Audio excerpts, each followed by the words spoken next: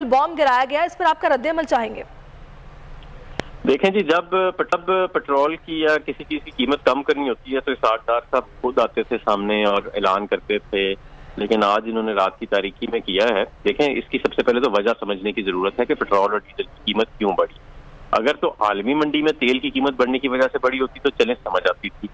ये तो दरअसल इसकी वजह कुछ और है। आलमी मंडी में तेल आ गया $113 से कम होकर $80 के ऊपर, जो ब्रेंट ऑयल हम खरीदते हैं। लेकिन पाकिस्तान के पेट्रोल पंप्स पे तेल और डीजल की जो कीमत है पेट्रोल और डीजल की, वो 150 से बढ़ के 272 और 280 रुपए हुई है। ऐसा इसलिए हुआ है क्योंकि पिछले 10 माह के अंदर एक गैर मामूली कमी आई है आपके पाकिस्तानी रुपए की कदर में। और ये गैर मामूली कमी इसलिए आई है कि पीडीएम हुकूमत से मईशत संभाली नहीं गई और तकरीबन 50% आपका रुपया जो है वो अपनी कदर खो बैठा है। सिर्फ पिछले 3 हफ्ते के अंदर 30 से 40 रुपया कदर खो बैठा है। तो आप क्योंकि सारा ये जो तेल है ये इंपोर्ट करते हैं, इसकी पेमेंट डॉलर्स में होती है, और तो वो जाहिर है कि वो उसके लिए ज्यादा रुपए अब चाहिए इन्हें।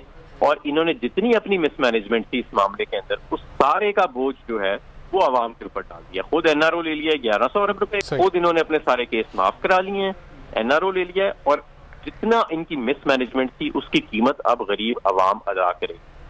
सही। तो अहमद साहब, ज़ाहिर है IMF का मुआहदा फाइनल हो नहीं पा रहा। अगर वो मुआहदा नहीं होता तो फिर ऑप्शंस क्या थे? ज़ाहिर है क्या मजबूरी के तहत पेट्रोल की कीमत तो बढ़नी ही थी, चूंकि मईशत को भी तो चलाना है। नहीं, यही तो मैं आपको बता रहा हूँ कि IMF का मुआहदा क्योंकि ये अक्टूबर में कंक्लूड हो जाना चाहिए था। इसहाक डार साहब आए, इन्होंने पहले इंपोर्ट कंट्रोल करके रुपए को मसनूई तौर पे संभालने की कोशिश की।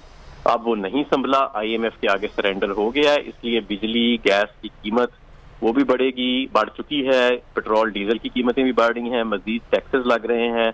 आपकी जो महंगाई की शरह है वो 30 से 40% पे चली जाएगी।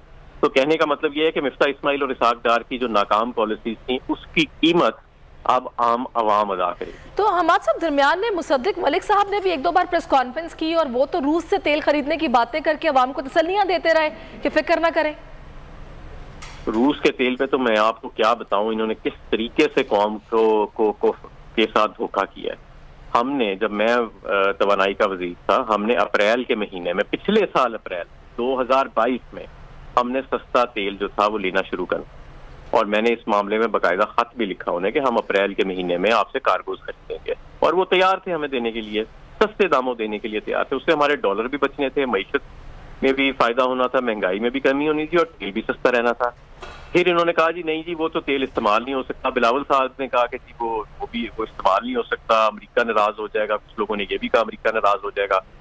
तो उसके बाद फिर फाइनली इन्होंने अक्टूबर नवंबर में कहा कि नहीं, वो तेल तो इस्तेमाल हो सकता है और हम खरीदेंगे। और फिर अब मुसद्दिक साहब ने फरवरी में आके कहा कि जी वो तेल लेने की अब हम बातचीत शुरू कर रहे हैं। जिस तरह IMF का मुआहदा इन्होंने बहुत लेट कर दिया और आवाम को इसकी कीमत अदा करनी पड़ी, इसी तरह रूस से तेल लेना भी इन्होंने बहुत लेट कर दिया। और अब वैसे भी अब तो आलमी मंडी में तेल की कीमत नीचे आ चुकी है, $113 से $80 पे आ चुकी है।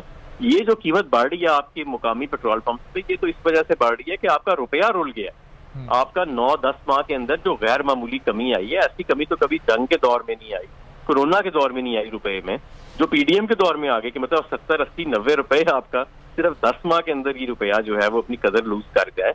ये कौन सी मईशत है? ये मुझे तो समझ नहीं आ रही कि किस